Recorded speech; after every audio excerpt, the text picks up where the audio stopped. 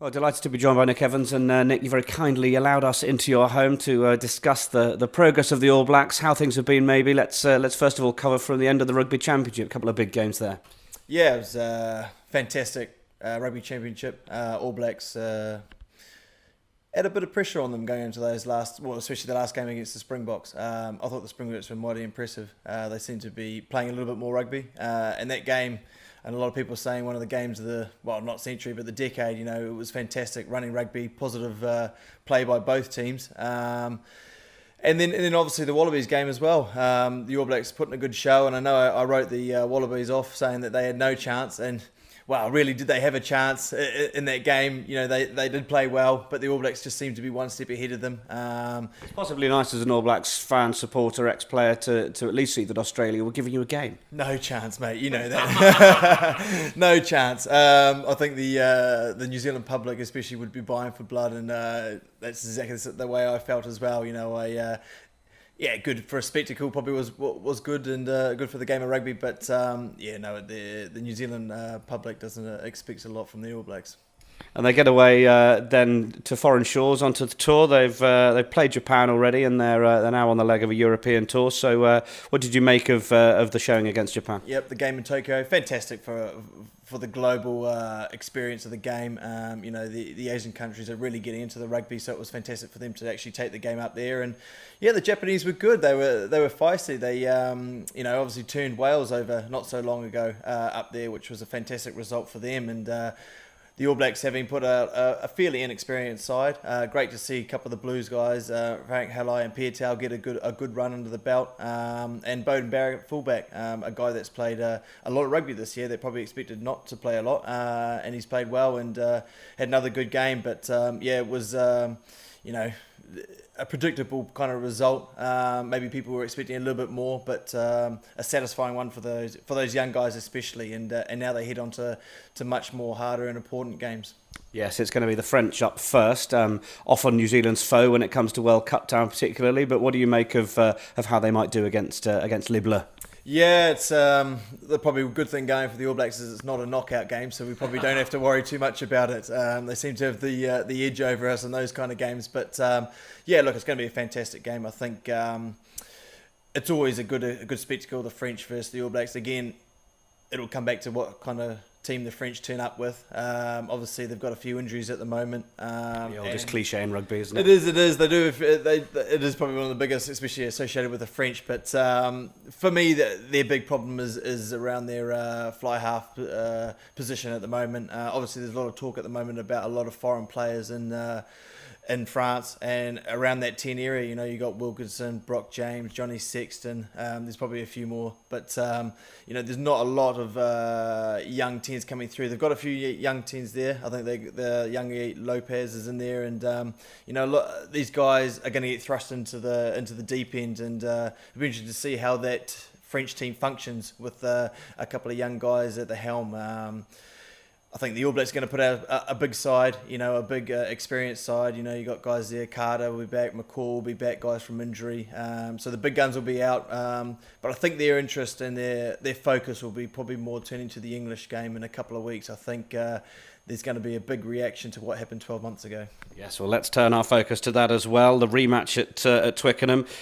There's obviously going to be a huge desire from the All Blacks to beat England. Are you going to be there cheering them on? I will be. I'm doing a little sideline for Sky Sports back in New Zealand, so I'll be get a front row seat for the demolition job that they're going to do. But no, I think there's a massive expectation on this game, especially from the New Zealand public back at home. That hurt them 12 months ago. Maybe there's a little bit of complacency in the All Black side, and as we talked about, the English side had one of those days where everything they did turned to gold, and you do have those days like that. But that hurt the All Blacks, and it hurt. I had to endure 12 months of it up here, surrounded by you guys thinking that you were the best in the world again. Danny Kerr, Petty never shuts up. God, it was ridiculous. Well, he wasn't the worst. It was Mike Brown. He was the worst.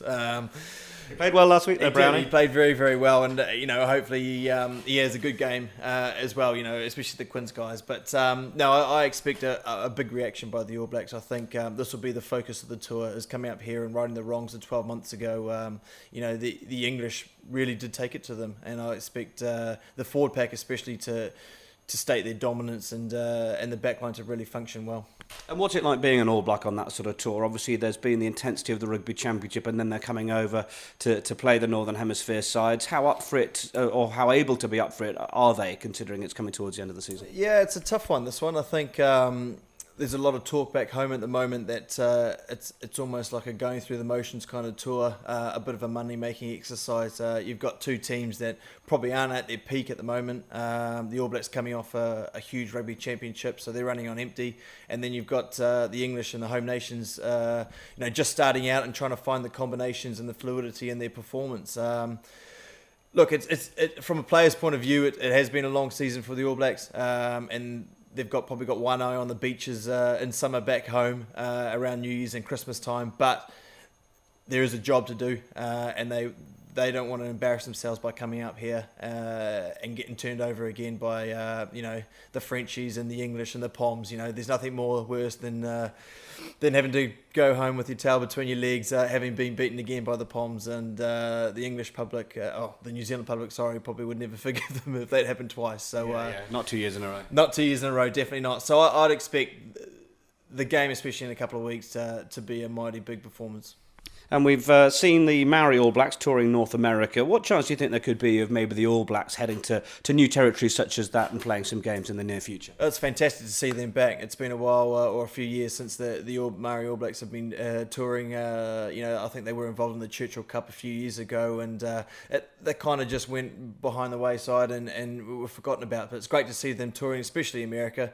I think the Americans are going to get into this game, especially when the Sevens go to Rio and they find out that they can actually win another medal by putting a good team out. I think rugby's going to become a big kind of focus in the American department, but it'll be fantastic to see the All Blacks go there. I think that'll be the next big stop for them. I know there was a bit of rumour mill going around that maybe the All Blacks versus an Exiles All Black team. That would be a mighty big game, and maybe taking that to America just to put on a bit of a show. But it's definitely the next big thing, America, and it'll be interesting to see maybe in the near future them getting a game there.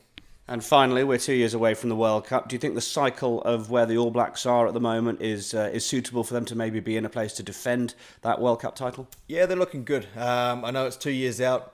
You don't want to be peaking maybe with 1 or 2 years out, but they are looking very positive at the moment.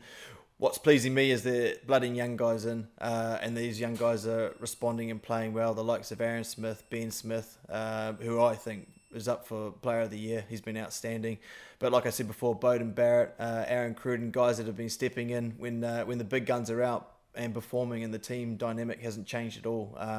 The All Black engine just keeps rolling on, and it's important that you do that at this time before heading up into the World Cup, so you've got all your bases covered. As we saw last year, or the last World Cup, that there was a few injuries, and guys get caught on that probably weren't expecting it. So no, I think the All Blacks are in a good place, and as long as they keep their performances up, it'll be good. Yeah, we'll be expecting a couple of All Blacks ex-players or nearly players to be whitebait fishing in some river in England during the World Cup. You never know, mate. It's bizarre how these things turn out, but we'll see. Great. Nick Evans, thanks so much for your time. No problem.